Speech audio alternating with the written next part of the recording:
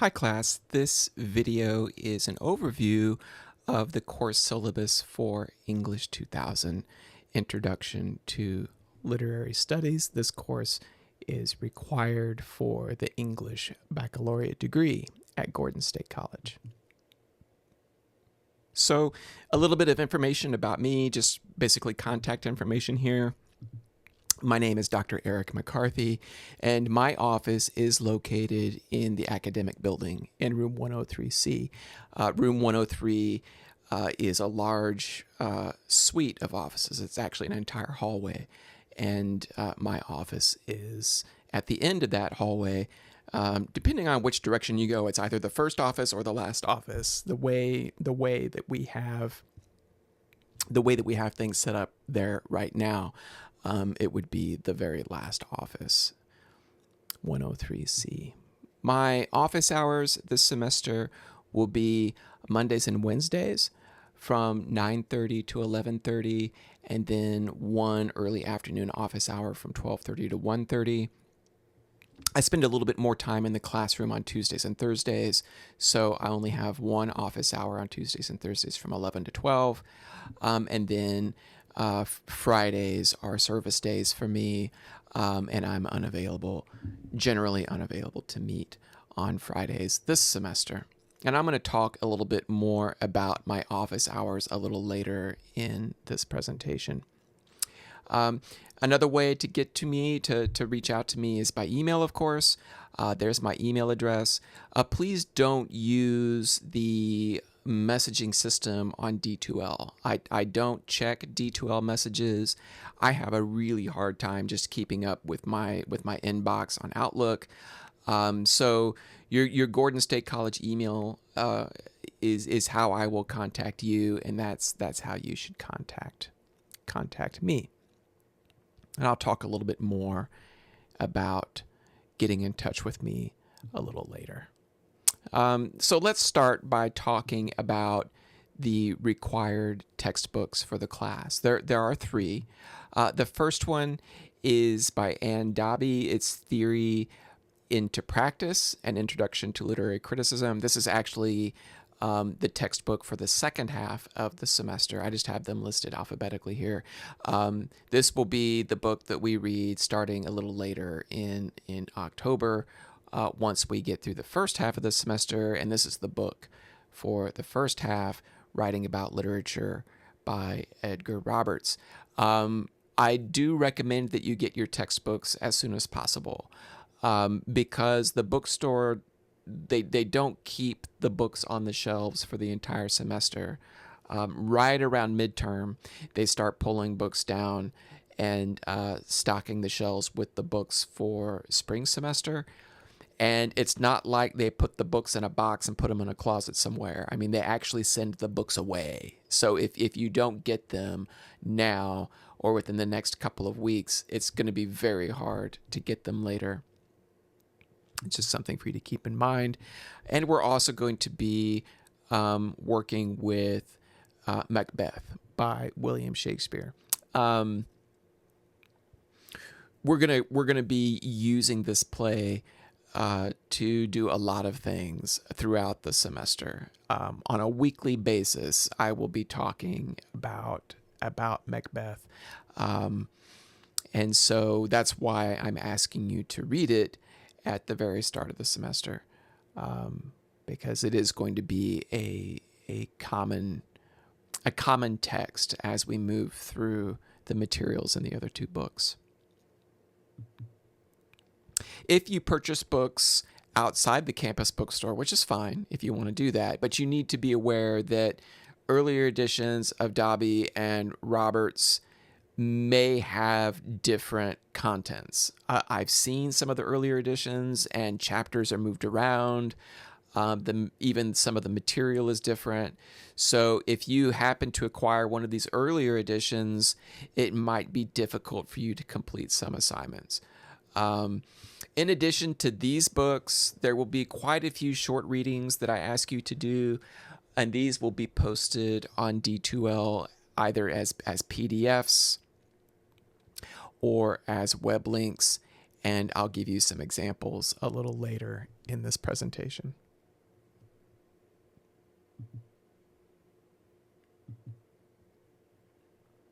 We'll talk about technology now. Since this is an online course, everything that you write will be submitted through D2L. That includes papers and that includes discussion posts. So D2L functions work best using Google Chrome or Firefox internet browsers. I have used D2L using different browsers, and it malfunctions. So Google and Chrome and Firefox are best. Also, you should know that iPhones and tablets are not fully compatible with D2L. So some of the tools and functions on this platform may not work properly from these types of devices.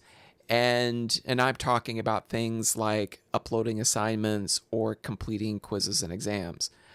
So that can be a problem.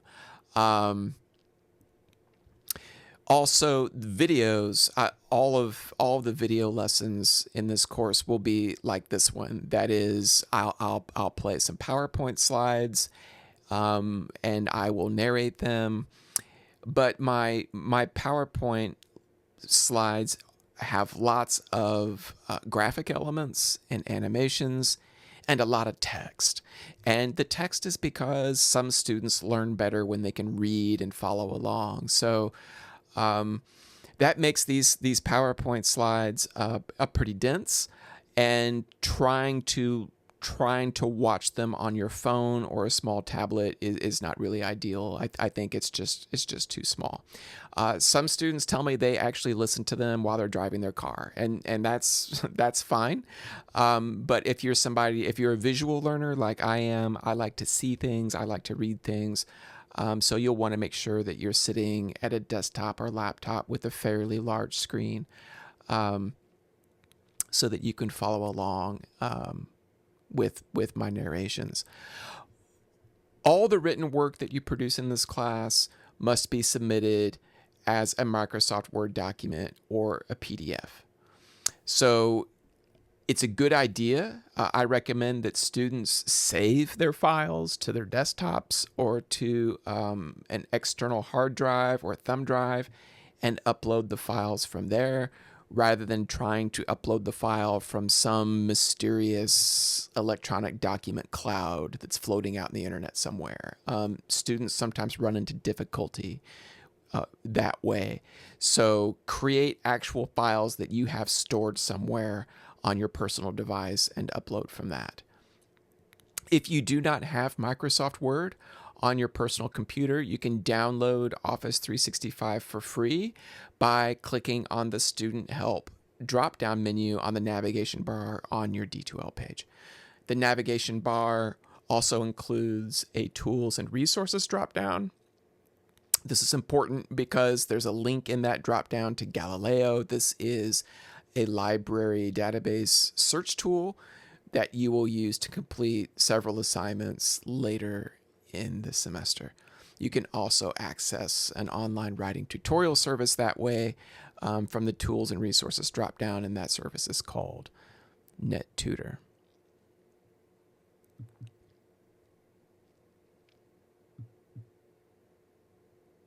So we're going to read a lot of different things in this class, and due to the nature of the subject matter of that material, you may encounter texts or oral statements or images that you deem to be offensive or morally objectionable. And I'm thinking of occasional sexual situations, for example, or racist language, things of that nature. All that material will be presented and discussed in a respectful and constructive manner. I mean, we're looking at art here. We're looking at literature. It will always be presented with the academic objectives of the course in mind. If this is something that bothers you, if it's a concern for you, please reach out to me so that we can talk about it. Try to work through it somehow.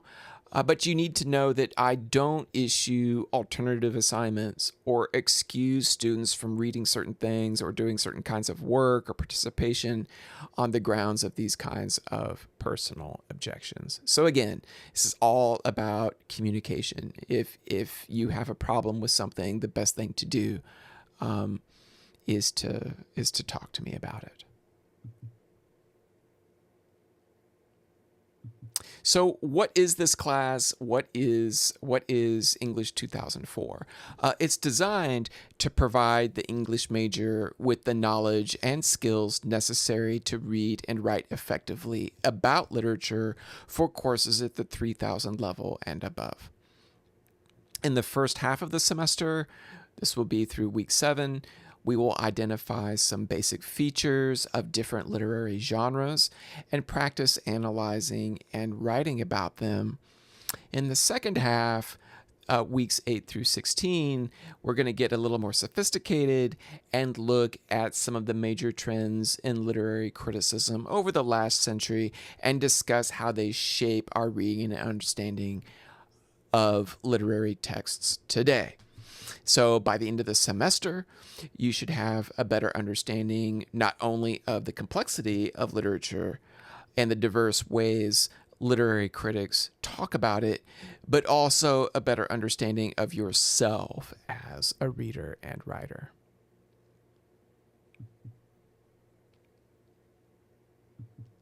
So except for the required textbooks that I already showed you, all the course content will be accessible on D2L. I'm not going to email you anything, any special attachments. Everything that I want you to do will be on D2L. On the course content page, you will see separate modules on the left-hand side for video lessons, literary readings. That will be material I want you to read that's not included in the textbooks. Discussion assignments, quizzes and exams, and essay instructions. There's a screenshot of the D2L content page over there on the left. And you can see some of the modules. There's the module, for example, for readings. And if you click on that module, you'll see a list of readings. These are the 2 that you need to read for next week. There's Desirdee's Baby by Kate Chopin and Goblin Market by Christina Rossetti. And so everything will be accessible through these 5, 6, half dozen modules. Look for weekly announcements from me. These announcements will typically be made on Monday morning, and I'll explain in the announcements what has been added to our D2L page for that week. I'll repeat this later because it's really important that you check for announcements every week and throughout the week. Since this is an online class, the assignment schedule is organized by week rather than by day. So there on the left is a screenshot of an assignment schedule. For each week, you will see, so this is a screenshot of the second week there. For each week, you will see a list of textbook readings. You'll see a list of literary readings. Those are the things that you'll need to find on D2L to read. Video lessons. And assignments.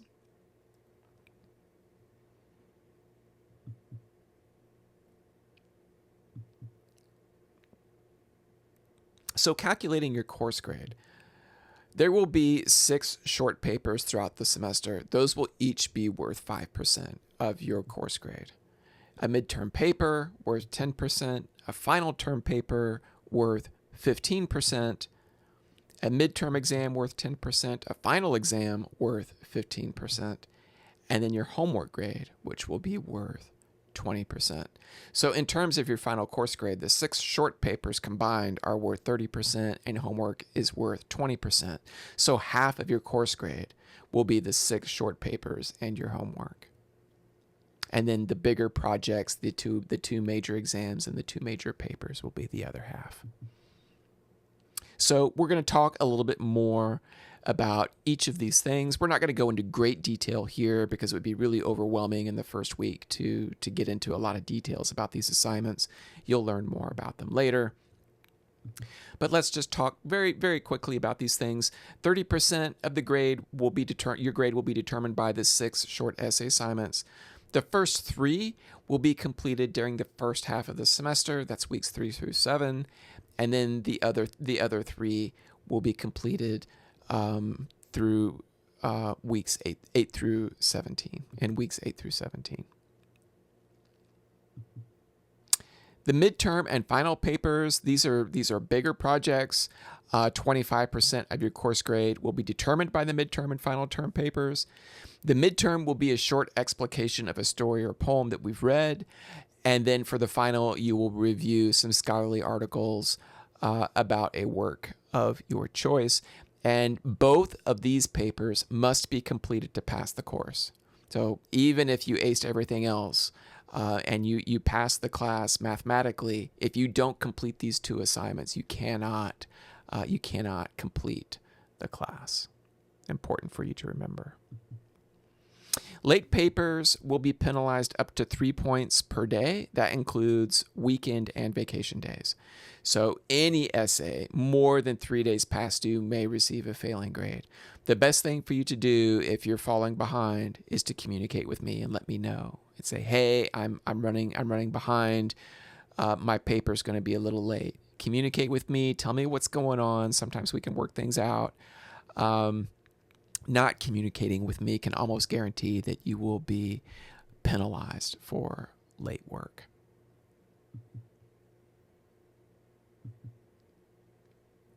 The midterm exam is worth 10% of your final grade and tests your understanding of literary terminology from the first half of the semester.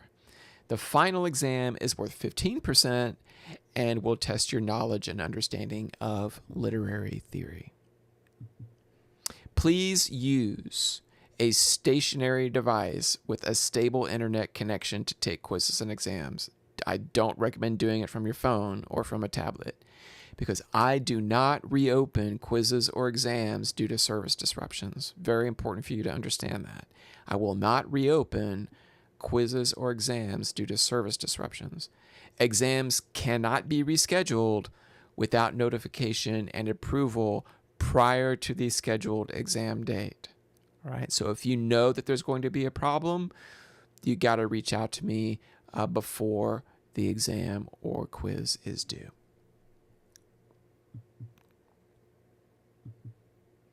%20 of your course grade will be determined by quizzes, your participation in discussions, and other short assignments. 2 of the quizzes in this class are scheduled during weeks 2 and 3. So next week will be one of your first quizzes.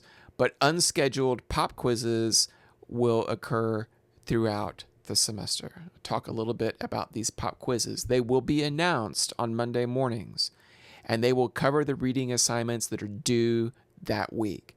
So when you're looking at the assignment schedule and you see the list of readings, my expectation is that you will have all of those readings read by Monday of that week, not the following week. So, for example, on Tuesday, which is week 2 of next week, or Monday of week 2, which is next week, you should start reading the material that's going to be due in week 3. So you always want to be 1 week ahead with the reading assignments. Okay. Instructions and detailed specifications for these assignments, all of these assignments, the homework, the discussions, the exams, the papers, that will all be provided later in the semester. And all the due dates for these things are available on the assignment schedule, which is in the course introduction module on D2L. So please pay attention to the due dates, but you'll also get reminders in my Monday announcements. So all written work, as I said earlier, must be submitted as a Microsoft Word document or PDF file. I will not evaluate work that has not been uploaded on D2L. So if you have to send something to me as an attached file, that's fine. We may have to work around some things doing it that way, but I will only evaluate what you upload on D2L. You are responsible for what you upload, and once I've graded it, it can't be redone because you claim to have uploaded the wrong file. So I grade what you post, and then once it's graded, that's it. I don't go back and do it again. So please make sure that you upload the documents that you actually intend for me to read and evaluate. If you have some technical difficulty uploading your work, please, very important, please document the issue. Take screenshots of error messages that you get. Please keep your D2L submission receipts and messages.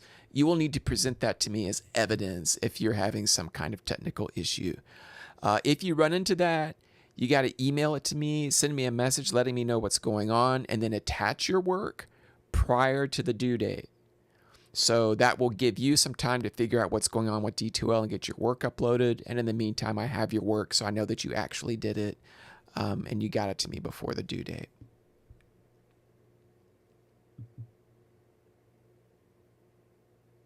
So let's talk a little bit about office hours. I am in my office in person Monday through Thursday, and my office hours again are mentioned in the first slide above, and they're also on the syllabus document. You can drop in my office anytime, but I do recommend scheduling appointments with me at least 24 hours in advance to reserve a time slot. I do teach several other classes. Students, I'm often working with students, so it's good to make an appointment. Remote video conference is an option. That also requires arrangement in advance, and it also requires you to have the technology to have that kind of a meeting. Oftentimes I set these appointments up and the meeting doesn't go well because the student doesn't have the right technology or doesn't understand how to make the video and microphones work. So, but I am willing to try it out if you need to. Scheduled appointments always take precedence over drop-ins. So you can pop in my office, but if I'm working with a student, you're going to have to wait. Or I may tell you, we can talk for a couple minutes, but I have somebody coming in at this time, and we'll have to stop there so I can see another student who made an appointment. I schedule meetings on a quarter hourly basis. Meetings last no longer than 15 minutes. So that's to make sure that I give everyone time if they need it to see me. So the more prepared you are to talk, the more productive our time will be together. You may also send short questions by email. Please be professional and courteous in your address to me. Okay, this is not like sending a text message. This is professional correspondence. So I don't respond to rude or disrespectful messages. So please be polite, be professional when you communicate with me by email. Usually I answer emails during my office hours. If I'm not in my office, I'm teaching class or I'm in meetings, I'm doing other work for the college. So that's when I read and respond to emails. Sometimes I'll answer emails outside of business hours. If I can't sleep and it's 1 o'clock in the morning, maybe I'll read email and answer a couple, but that is not the norm. And students shouldn't expect me to respond to emails outside of business hours. And that includes weekends and scheduled breaks. Okay. Just a reminder, I do send out a course announcement every week. It's typically on Monday mornings, but sometimes I'll send out other announcements, updates and things throughout the week. So you should always pay attention to have announcements. You may have some kind of notification set up on your device so that when a new announcement is made, you get pinged to that there's a new announcement. But generally, there will always be one on Monday. If you have general questions for me, you should always look at the announcements first, or wait for the announcements on Monday morning, and then also check the relevant reading and assignment schedules before emailing me with questions. If it's a question that can be answered by looking at my announcements or looking at the syllabus or looking at the assignment schedule or assignment instructions, I'm not likely to answer it, okay? So please make sure that you're paying attention first before you send me your questions. Let's talk a little bit about academic conduct. I'm going to give you some definitions here. Cheating is the attempt to use, or the actual use of any unauthorized information, educational material, or learning aid to complete a quiz, test, or assignment. Sort of related to cheating is collusion. This is receiving or providing unapproved help on a quiz, test, or assignment. Plagiarism is copying text by others and presenting it as your own. This also includes paraphrasing or using information from another source without citing it properly. If you didn't write it yourself, don't use it without crediting the source. And we're going to talk a lot more about proper citations in a couple of weeks. And then finally, we need to talk about large language models. This includes ChatGPT and other bots that generate text. The use of these models is forbidden in this class. To produce work is forbidden in this class. There is a separate policy in the course introduction module regarding AI usage. And you will also see this chart that I created, a guide for you on the use of artificial intelligence. And you'll see, just looking at this screenshot of it here, that I identify some things that you can do with AI that are acceptable. And then on the right, some things that are not acceptable. And a lot of those unacceptable things are anything you do that generates text that you then present as your own in a written assignment. And that includes online discussions. If I find it, if my software detects it and I confirm that you used AI, or I strongly suspect it, you can get a 0 for the assignment. You can fail an assignment. And if it keeps happening, you can fail the course. So please make sure that you read these policies, look at these documents carefully. They will be covered in the syllabus quiz next week.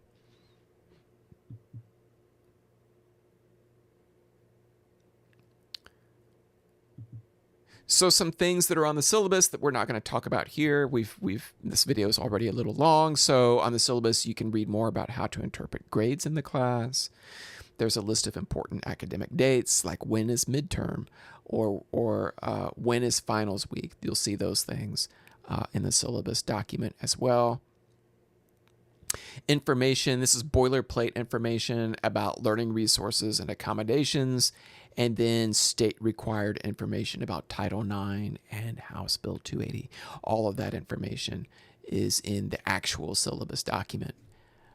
And that concludes this video overview of the English 2000 course syllabus.